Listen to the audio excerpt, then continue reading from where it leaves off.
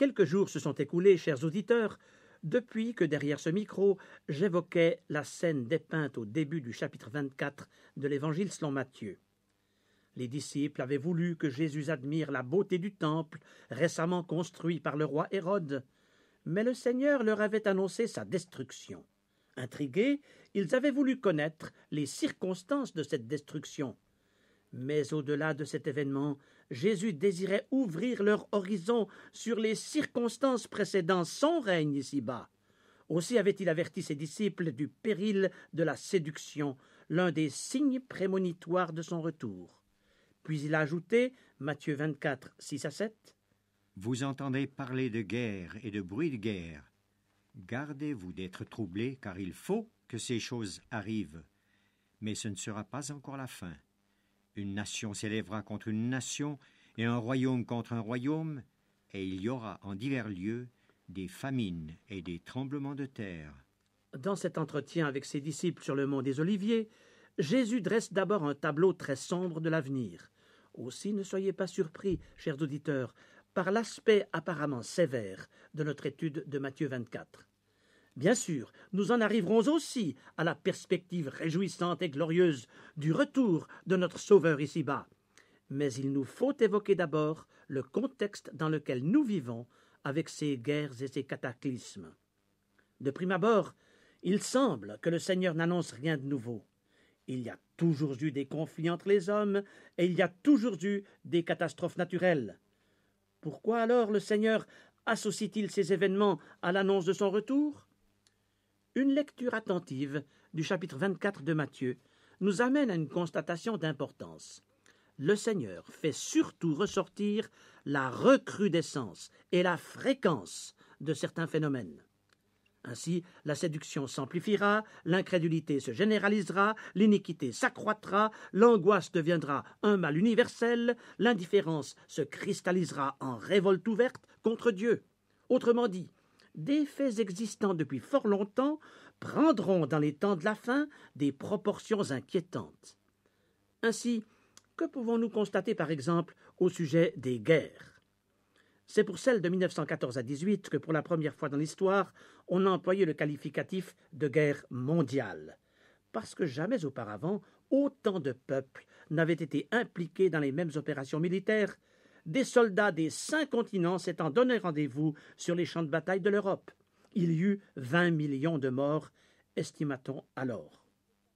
Mais une génération ne s'était pas écoulée qu'éclatait la Deuxième Guerre mondiale, avec au bas mot 50 millions de morts.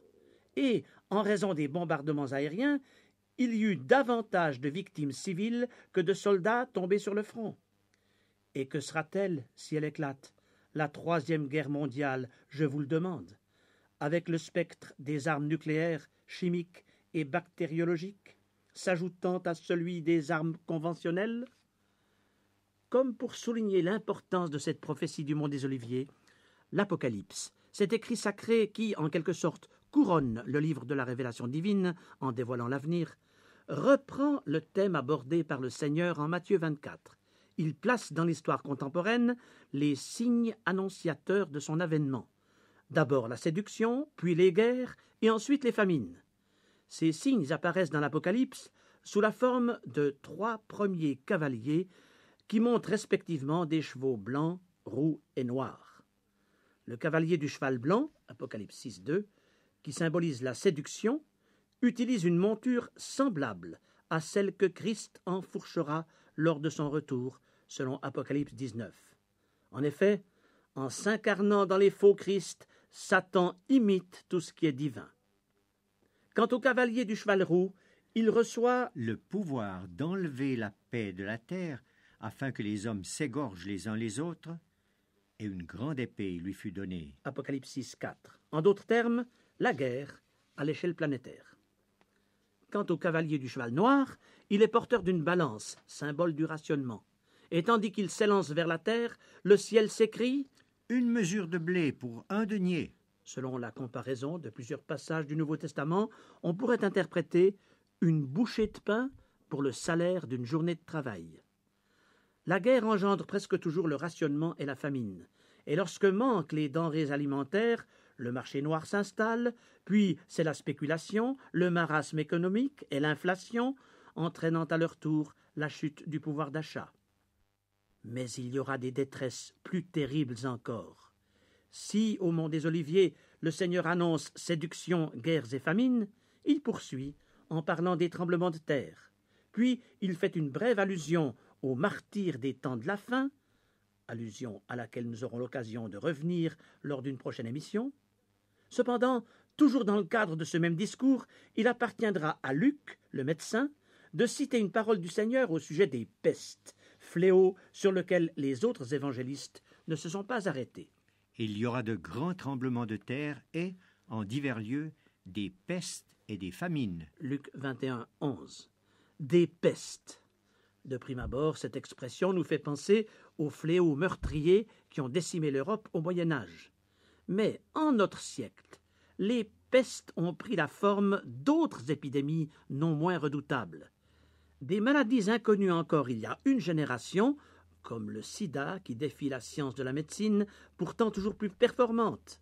Et que dire des affections capables d'exterminer à petit feu des populations entières, parce qu'elles auront été soudain exposées aux radiations nucléaires ou aux gaz chimiques. Nouveau signe des temps donc, sous la forme de maladies devant lesquelles l'homme moderne doit avouer son impuissance. Et que sera-ce si l'homme déclare une guerre bactériologique, puisqu'il dispose, non pas dans ses arsenaux, mais dans ses laboratoires, de l'arme suprême pour anéantir ses semblables? Il paraît qu'avec 1 cm3 de virus vaporisé, le chimiste est capable de faire passer de vie à trépas une population de 20 millions de personnes. Si le Seigneur a parlé de peste sur le mont des Oliviers, l'Apocalypse lui fait écho dans sa description d'un 4e cavalier qui monte un cheval verdâtre et qui se nomme la mort. Le pouvoir lui fut donné sur le quart de la terre pour faire périr les hommes par l'épée, par la famine, par la mortalité et par les bêtes sauvages de la terre. Apocalypse 6, 8. Les bêtes sauvages. Microbes, bactéries et virus sont à coup sûr les créatures les plus voraces et les plus incontrôlables. Et le jour viendra où ces bêtes sauvages participeront à l'extermination du quart des habitants du globe. Parallèlement à Matthieu 24, le chapitre 6 de l'Apocalypse s'achève sur la mention des martyrs et des catastrophes naturelles. Des catastrophes naturelles, il convient encore d'en parler. La fréquence et l'ampleur des séismes, des raz-de-marée, des éruptions volcaniques inquiètent aujourd'hui les savants, même si par ailleurs ils proposent certaines explications à ces phénomènes. Ainsi, la hausse progressive de la température des océans permet aux cyclones d'en tirer une énergie toujours plus grande. C'est pourquoi ces ouragans dévastateurs atteignent des vitesses de pointe double des maxima enregistrés il y a 20 ans seulement. Bien entendu, l'homme est indirectement la cause de l'élévation des températures, parce que l'accroissement du gaz carbonique produit par son industrie a perturbé les couches supérieures de la ionosphère. Il en résulte une autre conséquence tout aussi grave, la fonte progressive de la glace des calottes polaires, qui provoque une élévation du niveau des océans et par là même une menace plus grande sous la forme d'inondations et de raz-de-marée. Cependant, la constatation de ces réactions en chaîne n'apporte pas un remède aux causes de ce mal. Heureusement que tant Matthieu 24 et 25 que l'Apocalypse ne s'achèvent pas sur cette perspective sombre et inéluctable. La prophétie biblique va toujours au-delà du règne de la terreur, car dans les plans du Tout-Puissant pour la planète Terre, les lendemains qui pleurent sont toujours suivis de surlendemains qui chantent. Sachez-le, chers amis à l'écoute, les bouleversements dramatiques d'aujourd'hui ne sont que les arts d'événements transcendants, où la paix, la gloire et le bonheur éternel se substitueront au fléau, à l'agonie et à la détresse. Une note optimiste qui traverse de part en part les chapitres 24 et 25 de Matthieu que nous étudions en ce moment. Aussi, je n'aimerais pas prendre congé de vous, chers amis, sans que vous découvriez l'aspect positif de l'exhortation du Seigneur à ses disciples au mont des Oliviers. il les prévient.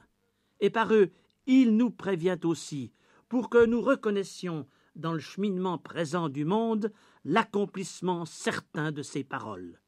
Tout simplement parce qu'il veut que nous nous préparions, non pas à subir les guerres ou les catastrophes naturelles comme un ver de terre écrasé par un rouleau compresseur, mais comme des croyants qui redressent leur tête parce que par avance, ils ont goûté aux puissances du siècle à venir. Hébreux 6.5. Car notre cœur est rempli d'une vive espérance, celle qui procède du prochain retour de notre Seigneur ici-bas.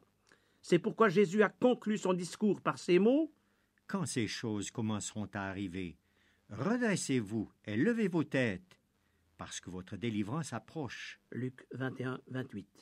C'est pourquoi, chers auditeurs, redressez-vous et reprenez courage, et que le Seigneur vous bénisse.